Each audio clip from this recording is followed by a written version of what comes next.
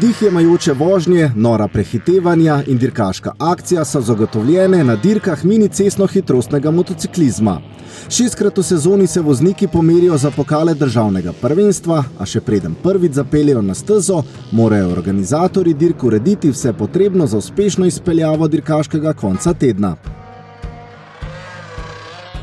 Vsak klub ali društvo ima možnost organizirati dirko. Letošnje državno prvenstvo poteka pod okriljem 5 slovenskih organizatorjev in enega hrvaškega. Spraviti skupaj dirkaški dogodek pa ni mačji kašelj. Imeti dosti potrpljenja in živcev. Drugi pogoj, ki je ta, da če ti z veseljem nekaj organiziraš, pripravljaš, to nekako gre. Če imaš ti na spisku eno lepo število voznikov, ti je še večje veselje to, ne? Društvo Gas Vrtejba ima že vrsto let čast, željo in pogoje, da organizira prvo dirko sezone. Dirka v Vrtojbi slovi kot dobro organizirana in med vozniki ena izmed ljubših na dirkaškem koledarju. Toda takšen sloves ni prišel čez noč, potrebna so bila leta trdega in marljivega dela. Stvari, ki smo jih pa mi dajali skozi čas, smo jih preverili in poskusili, to pa je še malo težje, 10-letni postopek, kako iz parkirišča narediti z veljavnim uporabnim dovoljenjem poligon, zdaj pa nimamo težav. Jaz po mojem trdnem prepričanju z malo dobre volje mislim, da bilo kje na malo večjem parkirišču bi lahko vsak to uspel narediti. V primeru AMTK Koper, ki organizira drugo dirko sezone v Krškem, je izpeljava dirkaškega dogodka veliko težja. Vasja, spusti! Mi pripravljamo dirke že pol stoletja. Ali ne si bodi to ali smo v krosu, zdaj zadnja leta prirejamo samo v mini CHD-ju. Težko je tudi zaradi tega, ker mi recimo na Primorskem nimamo nikjer nobenega poligona kartodroma, ki bi lahko organizirali in smo prisiljeni iti v čisto eno drugo občino. V ozadju priprave na dirkaško dogodivščino je veliko papirologije, ki mora ustrezati vsem pravilom na ravni države in lokalne skupnosti. Najtežji del so zmeraj dogovori z ostalimi deležniki.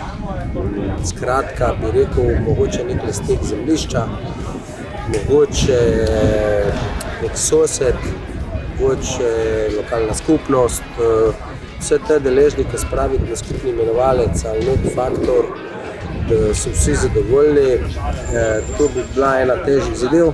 Potrebno je imeti razna dovoljenja, od dovoljenje krajevne skupnosti, občine, zavarovanje prireditve, za pripravo vse papirologije, ki jo rabi en organizator, je to precej dela in to se zna tudi vleči mesec in pol.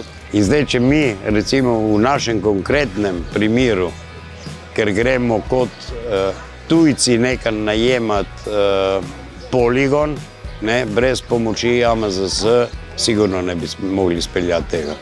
Potem pa ne smemo pozabiti še na vse ljudi. Vsaj 20 jih mora biti, ki opravljajo delo sodnikov, komisarjev, časomerilcev, sekretarjev, manjkati ne smejo niti gasilci in reševalci.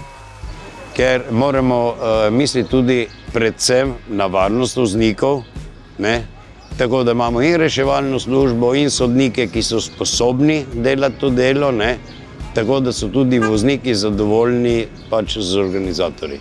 Pred vsako dirko je potrebno preveriti tudi tehnično brezhibnost motociklov in zaščitne opreme. To je delo tehničnega komisarja, ki ga opravlja Vasja Žnidarčič. Moja naloga je, da pred dirko opravimo tehnični pregled motorja, gledamo, kar je predpisano za določeno kategorijo, pogledamo obleke, čelade, veljavnost čelade, taka je homologacijska oznaka čelade, pogledamo zavore na motorju, te stvari. Varnost je na prvem mestu, zahtevna naloga, saj na dirkah mini cestno-hitrostnega motociklizma kar 7 različnih tekmovalnih razredov, od minimota do supermota. Prireditve pa se lahko udeleži tudi več kot 70 voznikov. Sam dela je, zavisi koliko je prijavljenih dirkačev in pol, če prijo določene prijave med dirko, da kdo poda prijavo, pol imamo mi več dela, da moramo to pregledati, zakaj se je šlo, da se smatra, če je motor predelan po predpisih ali ni. ko je birokracija pod streho, motorji pregledani, mora biti tudi steza v 100% stanju.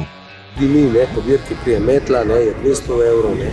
Za urediti poligon moramo pokositi, moramo poštivano spraviti, moramo pobeliti, moramo pobarvati, poskrbimo, da je dogodek na nekem nivoju in da je to urejeno. Na dan prireditve morajo biti vse stvari v top stanju, organizator pa ne sme pozabiti niti na obiskovalce, njihovo varnost in dobro počutje. Tu seveda, kadar nekaj delamo, moramo nekaj ponuditi, da še nekaj zaslužimo, da s tem pokrijemo ostale stroške, ne. Moramo biti pozorni, kadar nekaj delamo, moramo tudi finančno konstrukcijo si lahko in zanimivo postaviti, da na konci smo vsi zadovoljni, bo rekel, no. Na koncu pa je še finančni vidik. Celotna organizacija ni zastonj, še najmanj poceni, čeprav veliko dela opravijo tudi na prostovoljni ravni. Če gremo v neka zavarovanje, moramo vedeti, kaj želimo, koliko želimo, do kakšnih vsoti in podobno, ne. Smo lahko od 300 do 500 evrov, ne. Pol imamo neka časomerilca, zavisi od kvalitete, lahko govorimo od 300 do 1000 evrov, recimo, da vzamemo vmes 600 evrov. Pol imamo direktorja dirke, ki je 200, imamo tehničnega komisarja, ki je nekaj, imamo upise v koledaru, da MZS-ja, mislim, da je 250, spet zavisli, ali smo člani ali nismo. Imamo reševalcev, mislim, da so zdravnikom 70-80 evrov ura, spet zavisi od dogodka, ali se komu kaj zgodi, ali se ne zgodi, tu vse, ali draži ali niža strošek, ne. Gasilci isto, ne, gasilci so že skoraj bolj dragi kot reševalci, ne. Organizacija etažne dirke z vsemi pokali, z nagradami in z vsem, z najemom, s tem, mislim, da smo preko 6000 evrov. Našteto je le del stroškov, ki jih mora organizator pokriti, so pa tukaj tudi nepredvidljivi dogodki, ko ne gre vse po načrtih. In ko ne gre, se morajo hitro odzvati in napako popraviti, odpraviti. Najtežja stvar, jaz mislim, da imajo sodniki in štarter, v tem primeru jaz, ker ko imaš ti 20 voznikov na progi, je malo težko realno določiti, da boš ti naredil vse 100%.